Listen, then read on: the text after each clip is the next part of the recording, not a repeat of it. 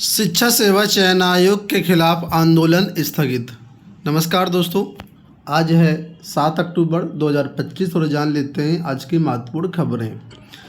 सबसे पहले यहाँ पर देखिए अपडेट है कि उत्तर प्रदेश शिक्षा सेवा चयन आयोग की भर्तियां लंबित होने से नाराज प्रतियोगियों का मंगलवार को प्रस्तावित महाआंदोलन फिलहाल स्थगित कर दिया गया है।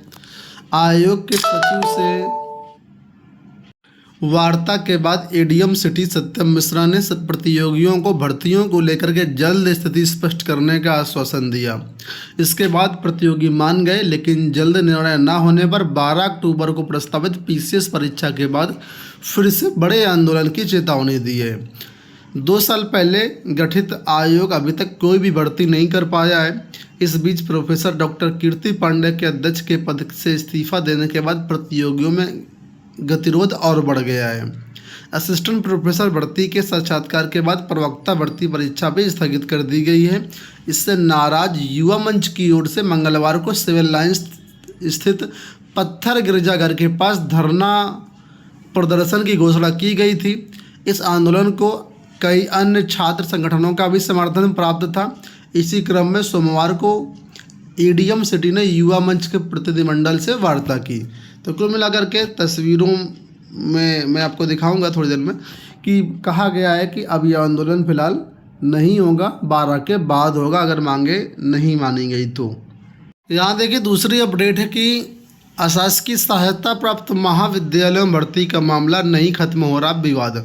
असिस्टेंट प्रोफेसर की बात यहाँ पर हो रही है। लिखा है उत्तर कुंजी में एक प्रश्न डिलीट तो पूर्णांक में कैसे कट ऑफ हो। लिखा है कि असिस्टेंट प्रोफेसर भर्ती विज्ञापन संख्या 51 में जो हिंदी को विषय की उत्तर कुंजी है उसको लेकर के विवाद खत्म होने का नाम नहीं ले रहा है। अभ्यर्थियों ने सवाल उठाया कि जब अंतिम उत्तर कुंजी में ही एक प्रश्न डिलीट कर दिया गया था तो अभ्यर्थियों का कट ऑफ पूर्णांक कैसे जारी हुआ।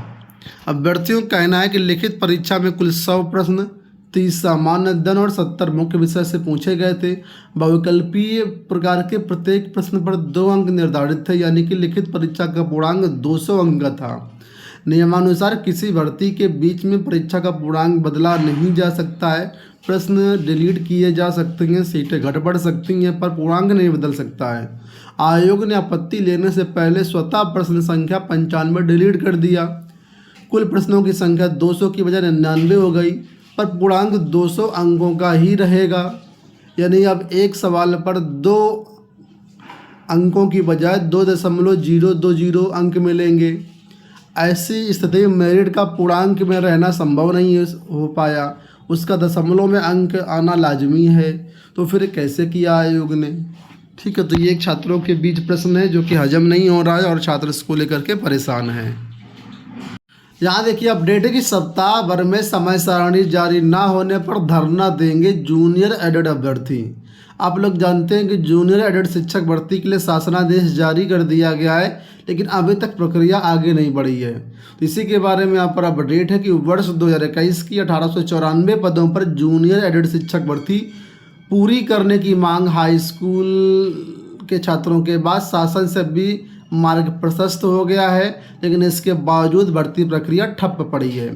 भर्ती पूरी करने के लिए अभ्यर्थी ज्ञानवेंद्र सिंह तथा सुधीर कुमार ने सोमवार को लखनऊ में महानिदेशक स्कूल शिक्षा एवं बेसिक शिक्षा निदेशक से मुलाकात की।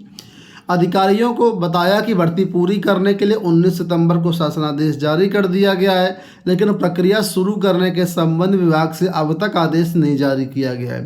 संतोषजनक उत्तर नहीं मिलने पर अभ्यर्थियों ने कहा है कि 1 सप्ताह में कार्यक्रम जारी नहीं किया गया तो अनवरत धरना किया जाएगा। तो फिलहाल जूनियर एडेड शिक्षक भर्ती की अभ्यर्थियों के लिए विशेष अपडेट है। आने वाले समय पर कुछ अपडेट होगी तो आपको अपडेट कर देंगे। देखिए यहाँ पर अपडेट है, गोरखपुर में रोजगार महाकुंभ 14 से।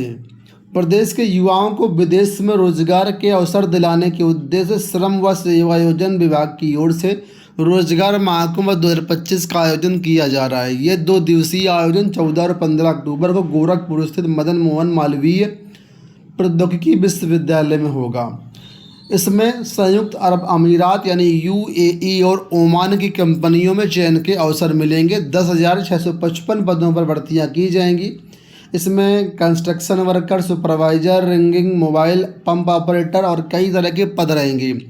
तो कुल मिलाकर के जो अभ्यर्थी इच्छुक हैं यहाँ पर देश विदेश में जाने के लिए तैयार हैं, वो यहाँ पर 10,500 पदों पर भर्तियों में भाग ले सकते हैं।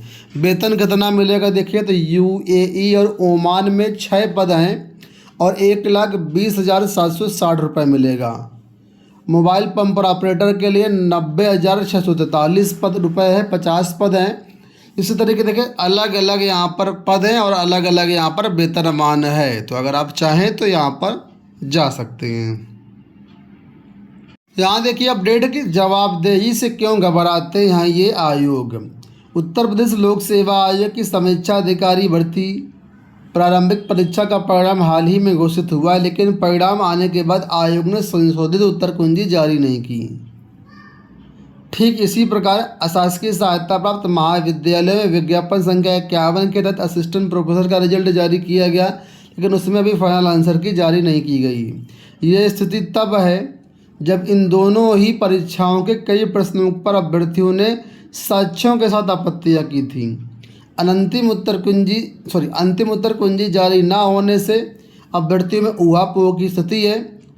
उनकी आपत्ति का क्या हुआ या फिर आयोग ने किस प्रकार आपत्ति का निस्तारण किया, किस प्रकार प्रारंभिक परीक्षा का रिजल्ट जारी किया, ये क्लियर नहीं है।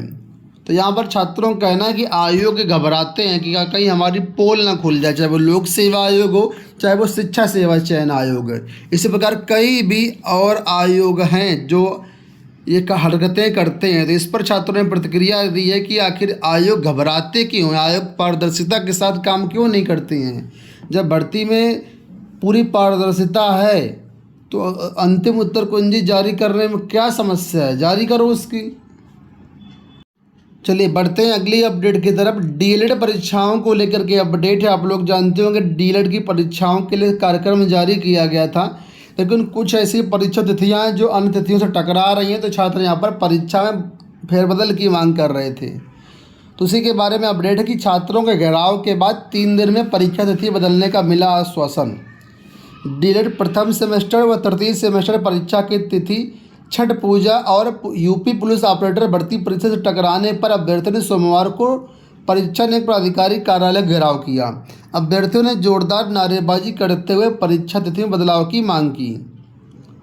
उनके घेराव के बाद परीक्षा तिथि बदलने का आश्वासन मिला। डीएलएड संघ के प्रदेश अध्यक्ष रजत सिंह ने और अन्य छात्रों ने यहाँ पर जो घेराव किया और यहाँ पर कुल मिलाकर के आश्वासन मिल गया है और 3 दिन में नई डेट आ जाएगी।